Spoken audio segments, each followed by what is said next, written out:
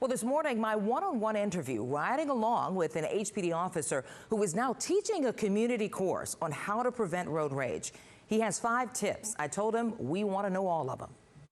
Put my seatbelt on. I jumped right in asking, how do Houston police define road rage?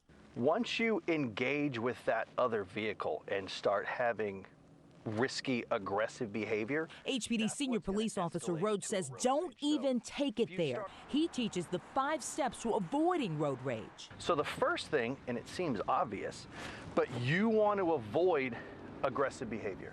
What's aggressive behavior? Well, following too closely.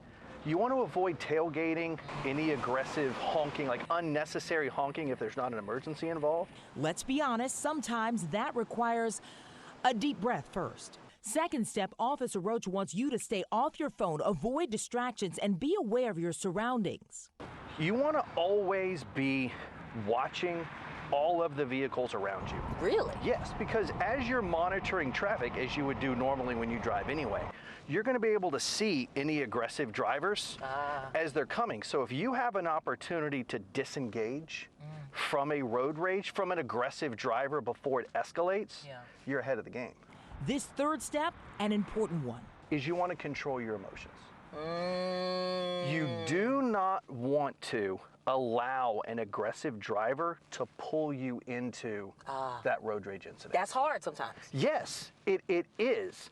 But if you're prepared ahead of time. He says preparing could mean making your lunch the night before or anything to keep you from being late and rushing on the roads. Unfortunately, it happens to everyone, but when you get that, you start being competitive. Oh, yeah. You start getting aggressive. Yeah. All of your adrenaline goes through. Worked up. You're all worked up. Well, and you start getting tunnel vision. Yeah. So once you've gotten to that point, it's much harder to pull back. Officer Roach acknowledges we've all been taught to drive defensively, but step 4, drive passively and with empathy. It keeps the temperature down behind the wheel. The lane next to you is ending, and the car is trying to get in front of you, and instead of fighting for that 1 square inch, hey, teammate, we all have the same goal. You can pull ahead of me, and then that's fine.